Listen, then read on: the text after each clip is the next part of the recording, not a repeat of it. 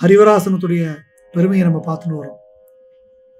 ஹரிவராசனம் விஸ்வமோகனம் ஹரிததீஸ்வரம் ஆராத்திய பாதுகம் ஹரிவிமர்தனம் நித்யநர்தனம் ஹரிஹராத்மஜம் தேவமாஸ்ரயே. ஹரிவராசனம், இந்த துதி தொடங்கக்கூடிய முதல் வார்த்தையே ஹரிவராசனம்னு சொல்லக்கூடிய ஹரி அப்படிங்கிற அந்த வார்த்தைக்கு சம்ஸ்கிருதத்துல கிட்டத்தட்ட 20க்கும் மேற்பட்ட பொருள் உண்டு. இந்த ஒரு வார்த்தைக்கு ஹரி அப்படின்னா மகாவிஷ்ணுன்னு போல பேருக்கு தெரியும். ஹரி அப்படின்னா சிம்மம்னு ஒரு பொருள் உண்டு. ஹரிவராசனம், வரம்னா விசேஷமான, பகவான் விசேஷமான சிம்மத்தின் மேல் அமர்ந்திருக்கக்கூடிய ஒரு கோலத்தை சொல்லக்கூடிய ஒரு விஷயமாக இருக்கு. சிம்மம் போலவே பகவான் அமர்ந்திருக்கான்னு சொல்லக்கூடிய ஒரு பொருளும் தரும். சிம்மாசனத்தில் அமர்ந்திருக்கான் அப்படிங்கிற பொருளையும் தரும்.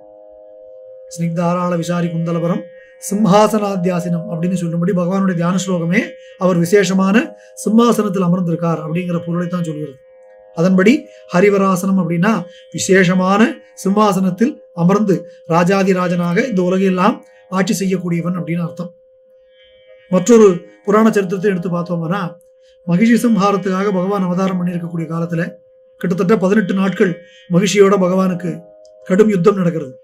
இந்த யுத்தம் நடக்கும்போது மகிஷியுடைய அரக்கப்படைகள் எல்லாம் பகவானுடைய பரிவார கணங்கள் அழித்து முடிக்கிறார்கள்.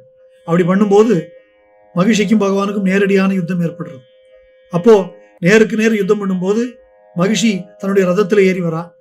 பகவான் ஏறி வருவதற்கான ஒரு வாகனம் வேணும்னு தீர்மானிச்ச போது தேவராஜனாக இருக்கக்கூடிய தேவேந்திரன் ஒரு சிம்மமாக மாறி அந்த சிம்மத்தின் மேல் பகவான் அமர்ந்து மகிஷியோட யுத்தம் பண்ணினார் முதல் நாள் யுத்தத்தை அப்படின்னு சொல்லி புராணங்கள் சொல்றது. நம்ம கேரளத்தினுடைய ரொம்ப பிரபலமான ஓவியராக இருக்கக்கூடிய ராஜா ரவிவர்மா, அவருடைய ஓவியங்கள்ல பார்க்கும்போது அவருடைய ஓவியங்கள் இன்னும் பல பேருடைய பூஜை அறையில் பேசக்கூடிய ஜீவ சைதன்யத்தோடு இருக்கக்கூடிய ஓவியங்களாக பூஜை அறையில் இடம்பெற்றிருக்கக்கூடிய ஓவியமாக இருக்கும். அதுல அவருடைய மகாலட்சுமியும் சரஸ்வதியும் ரொம்ப ஃபேமஸான ஒரு பெயிண்டிங். அதே போல சிவனுடைய குடும்பத்தை வந்திருக்கக்கூடிய பெயிண்டிங் ரொம்ப ஃபேமஸான பெயிண்டிங்.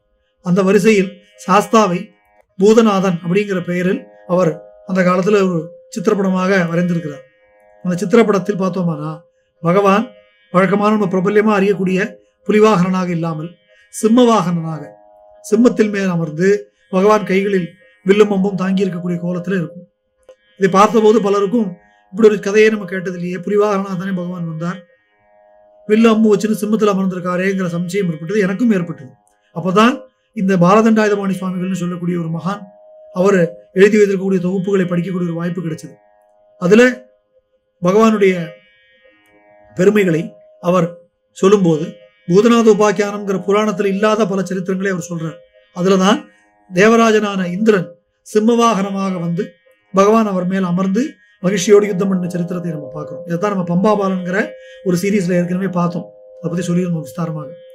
அப்போ அந்த சிம்மத்து மேல பகவான் அமர்ந்து யுத்தம் பண்ணின கோலத்தையும் குறிக்கக்கூடிய ஒரு விஷயமாக இந்த ஹரிவராசனம்ங்கிற பதம் பயன்படுத்தப்படுறது.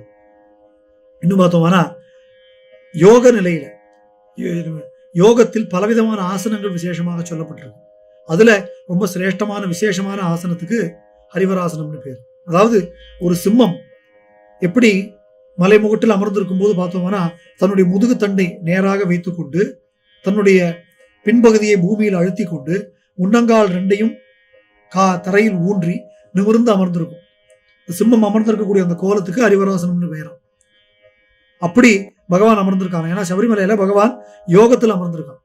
யோகத்தில் அமர்ந்திருக்கக்கூடிய அந்த திருக்கோலம் எப்படி இருக்கான், அந்த குண்டலினி சக்தியானது எங்கும் நழுவி விடாமல் மூலாதாரத்தில் இருந்து அந்த சகசிராரம் வரைக்கும் செல்லக்கூடிய அந்த முதுகு தண்டு இருக்கே, அதுக்கு மேருதண்டம்னு பேரு. அந்த மேருதண்டத்தை நேரடியாக நிலையாக நிறுத்தி வைத்து பின்பகுதியை பூமியில் அழுத்தி 2 கால்களையும் குத்திட்டு பகவான் அமர்ந்திருக்கக்கூடிய அந்த கோலம் நம்மளால் அப்படி உட்கார முடியாது.